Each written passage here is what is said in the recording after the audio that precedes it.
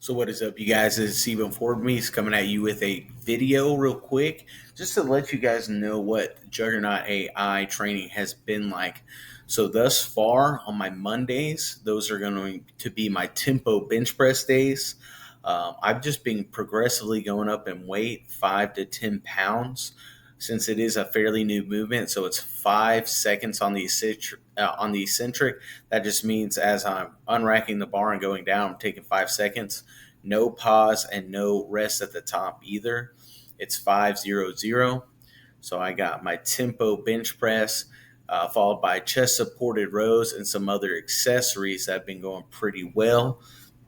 Some of the accessories I've been excited about that I hadn't done in a long time are kind of like the barbell shrugs, things of that nature, and a few different bicep movements and some tricep kickbacks, followed by your boys had a lot of ab work, even on the Mondays. So it's been really good.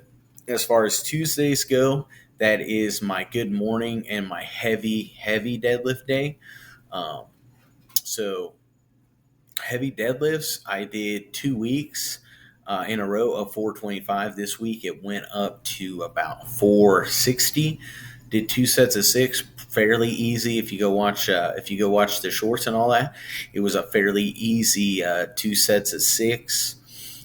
Good mornings are 225. Really hadn't really struggled with those. It was 3 sets of 6, and so that's been 3 sets of 6 and 2 sets of 6 before that.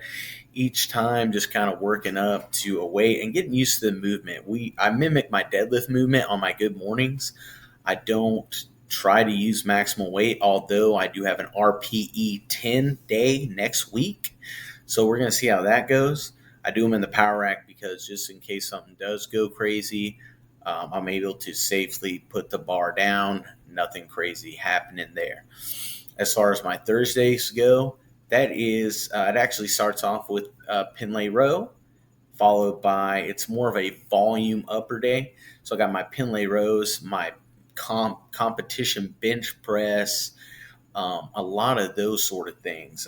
Still, my lat work, my shrug work, stuff like that. But it's pretty much a purely upper day.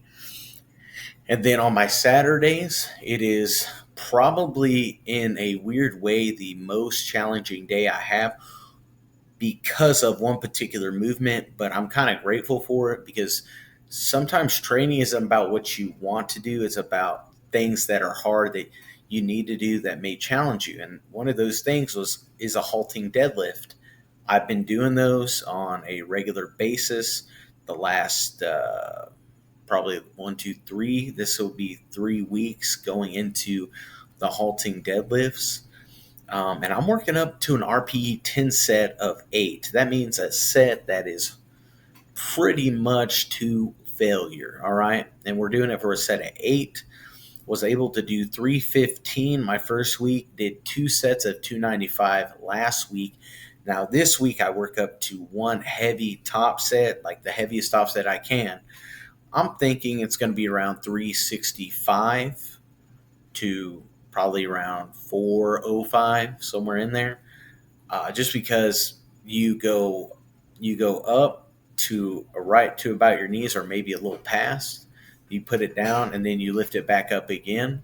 So the halting deadlifts are challenging in a different way. It's because you're adding pretty much another rep. They call it 1.5 reps. Like if you've seen them on the squat, you have 1.5 rep squats where they go down, go back up, go down, and then all the way back up. So it's kind of similar to that in the sense that you're not really, 1 rep is going to be 1.5 reps or 1 point, I guess if you want to say 1.75 reps. So it's actually a very, very good way in which to get a lot of volume. You're going to feel the stretch on your hamstrings, your glutes, your spinal erectors, because you're not really focusing on just getting one explosive rep in. It is, for me, I can feel like a lot of hypertrophy work or muscle growth work happening whenever I do these on my posterior chain. That's just a fancy word for what I just said: hamstrings, glutes, and spinal erectors. and I've been having pretty good form. I've been pretty much making sure I have pretty good form. So um, I'm really excited about that. And on top of that day, I've been doing my reverse hypers, been doing my ab work, which is weighted sit ups for the most part. And the one pack is coming along pretty well, just a big old slab of abs. And so this next week, it's going to be week 4 of hypertrophy starting next Monday. Um, then I go on a deload, and then I have another hypertrophy week. The thing is, I don't know when my next meet is because I'm thinking about going to a meet with the local with my local powerlifting club that I train with, the Barbarians out of the Bar Athletic Club on North Bell Street. If you're ever in San Angelo, you should check them out. Pretty good little, pretty little good place to come and train. It's open to all, but there's a lot of power lifters, a lot of powerlifting equipment. So, but not sure if I'm doing a meet. I think we were thinking Wichita Falls, Brawl in the Falls, which is November 11th, or if we're doing a meet in January. So we'll just stay tuned for that. Your boy is excited about doing all those things and just getting into this next block, man. Because I got 2 hypertrophy blocks, a strength block, then 2 more hypertrophy blocks, I believe, then 2 strength blocks plus a peaking block if it's in January. So if not, you can always change that on the app, and it it will pretty much map out the plan after that. So I'm on power building right now, but I put 70% powerlifting and 30% bodybuilding. So the movements that I do are mainly going to be movements that comply and that are going to build up the big 3, which is squat, bench, and deadlift. I've been super excited. There was like a few times where the phone was like, "Are you sure?" Something about repurchasing. I think it was just the app acting a little weird, but it's been good. I can tell that it's like a good in between a personal coach and a and you programming yourself, because sometimes it's hard for us to stick to a program that we may have written out ourselves, and you may have self-doubt. I know I did whenever I've written up a few programs for myself and things like that, and you do have that doubt sometimes whenever you're, even if you know quite a bit about training, you will have that doubt sometimes where you're like, oh man, should can I really do this? And it has enough leeway to where it gives you some permission to stick with your uh, to pick your own accessories, but then it also chooses out the compound movements it thinks that will help you out. You just have to be honest with the AI and say what your weaknesses are. Because my triceps got really strong whenever I was training myself there for a minute. Triceps got really strong. Okay, then my chest became a weak point. So I put chest as my weak point, and guess what? I followed through with my program, which is the tempo bench press and just regular comp bench press. 4 sets of 10 at 200 was what I did yesterday. I think it's going to be 5 sets of 10 at probably 200 to 210 probably next week. We say that's pretty easy weight, but whenever I'm benching 320, but whenever you have that many sets and you're resting, I don't rest super long in between hypertrophy sets just because I don't want to waste time. Like 2 to 3 minutes at most with the bench, 3 to 5 minutes with my squat. And that's another thing that's very, very weird. On Saturdays, I do have a squat, but it's been 2 sets of 10. It's been fairly easy. I think there's a reason for that. So I've been trusting the process. But I have 2 sets of 10, 345. I believe this tomorrow after my RPE 10 day, it may stay at 345, or they may want me to go up to 360. 2 sets of 10.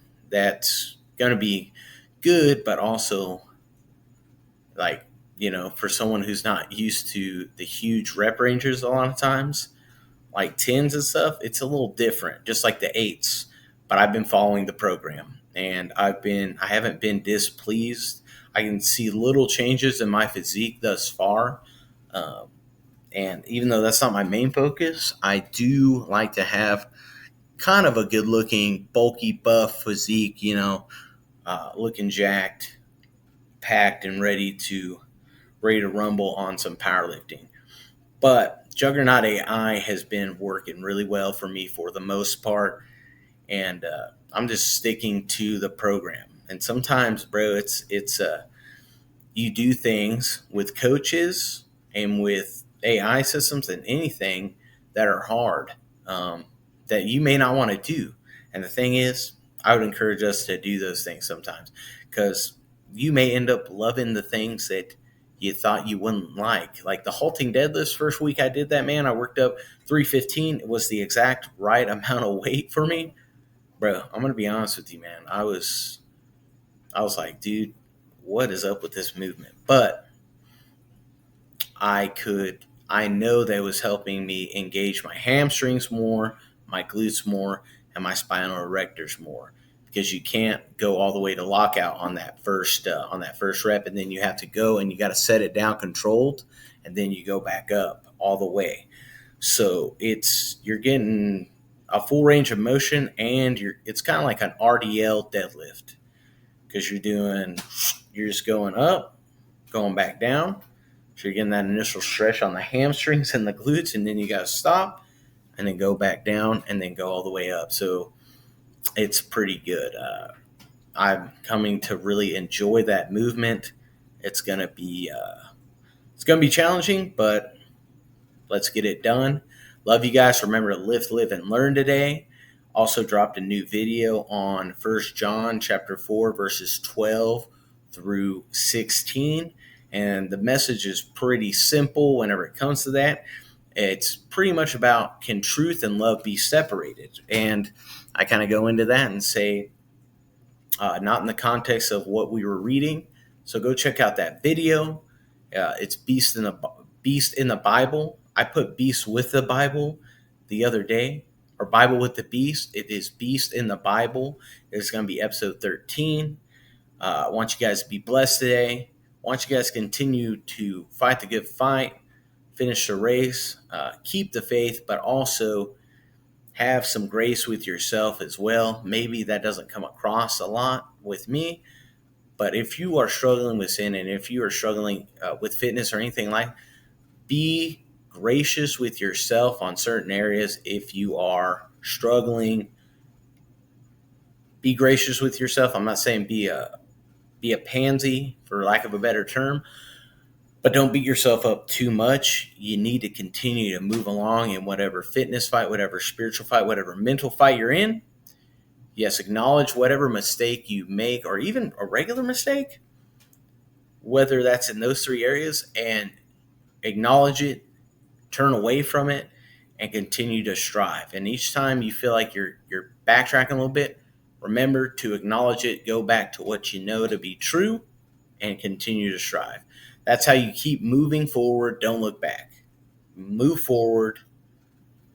The thing is, it will get better more than likely. I'm not a health, wealth, prosperity preacher, but the goal is to always move forward. If we always look back and stuff like that, we'll never really know where we're going in the moment. So keep moving forward. Love you guys. Peace.